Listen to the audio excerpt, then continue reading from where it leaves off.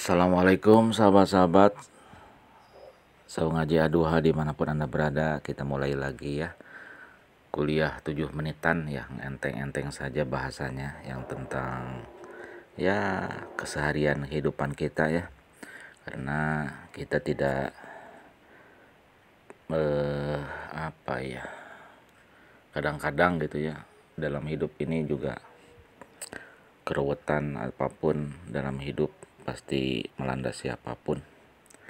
Jadi bagaimana caranya agar kita tidak ruwet gitu, enjoy dalam menghadapi kehidupan apapun tantangan ya, apapun profesi kita pasti ada kesulitan.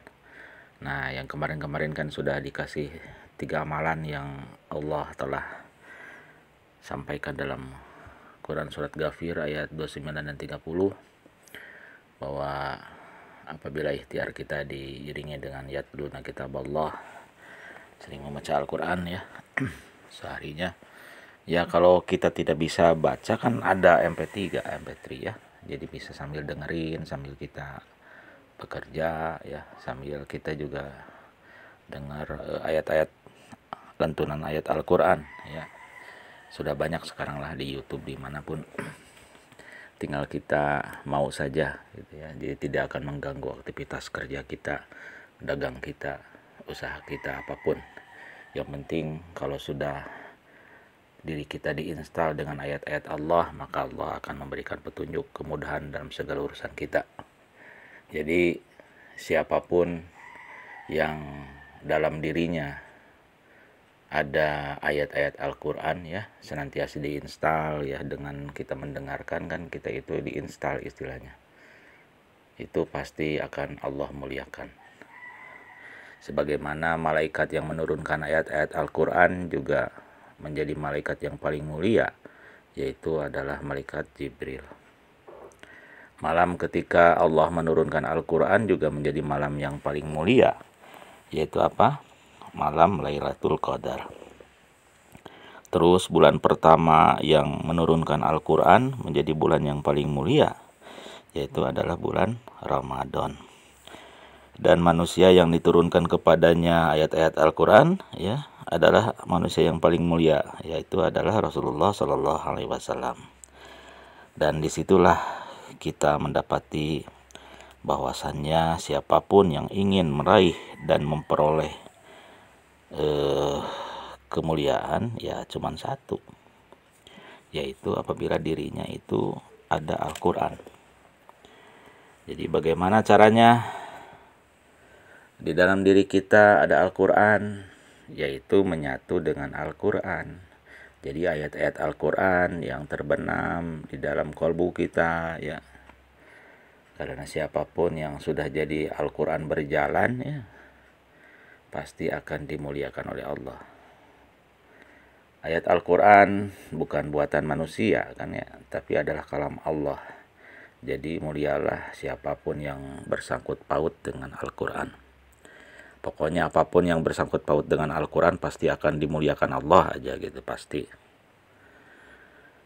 Orang yang belajar Al-Quran udah pasti akan dimuliakan oleh Allah. Orang yang senantiasa mendengarkan ya ayat-ayat Al-Quran dilantunkan baik di MP3 ya, ataupun dilihat di YouTube ya, itu juga pasti Allah muliakan. Orang yang memberikan fasilitas Al-Quran saja pasti juga kecepretan kemuliaan Al-Qurannya ya. Jadi ada yang mewakafkan kan itu Al-Quran buat ke pesantren-pesantren kemana saja bebas, untuk santri-santri bisa membacanya dengan mudah gitu ya. Diberikan fasilitas mejanya, walaupun kasih meja gitu ya, bukan Al-Quran tapi kan fasilitas mejanya untuk membaca Al-Quran. Terus dikasih fasilitas bangunannya yang nyaman, biar pas baca atau mengkaji Al-Qurannya nyaman ya. Itu juga salah satu akan diberikan kemuliaan oleh Allah, karena memberikan fasilitas kepada orang-orang yang sedang belajar Al-Quran. Sampai kadang-kadang ngasih tempat parkir orang-orang yang akan belajar Al-Quran juga itu adalah kecepretan juga ya, karena memang memberikan kemudahan kepada orang lain untuk eh, menggunakan fasilitas sehingga bisa belajar Al-Qurannya lancar gitu ya. Itu hal-hal sepele lah, ngasih air minum kepada orang-orang yang belajar Al-Quran ya, kecepretan juga kemuliaannya. Pokoknya apapun yang sangkut paut dengan Al-Quran pasti akan dimuliakan oleh Allah. Apalagi kalau kita ikut ngebangun pesantrennya ya, ikut ngebangun masjidnya ya. Di semua amal ibadah yang dilakukan di bangunan itu, baik sholatnya, ngajinya, apapun ya, itu akan kecepretan juga kemuliaannya. Dan itulah jariah, amal jariah. Jadi amal jariah itu amal yang senantiasa mengalir ya, tanpa mengurangi orang yang beribadahnya. Jadi anak santri yang ngajinya, yang menghafal Al-Qur'annya, kita juga dapat pahalanya tanpa mengurangi si santri ya pahalanya. Ya pahala santri ya sempurna ya. Pahala orang tuanya sempurna.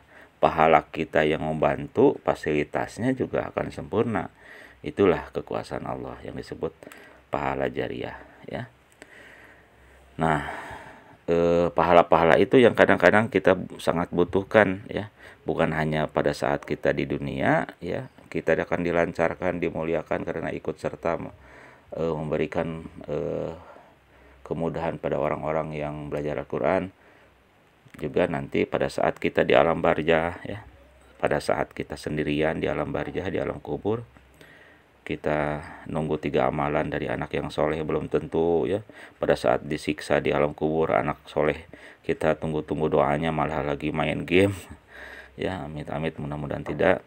Juga dari sedekah yang kita jariahkan, nah ini yang akan terus mengalir, termasuk juga ilmu yang bermanfaat yang dimanfaatkan oleh orang lain akan mengalir juga kepada kita. Jadi orang yang menghidupi, membantu kebutuhan sehari-hari para penghafal Quran pasti akan dimuliakan juga.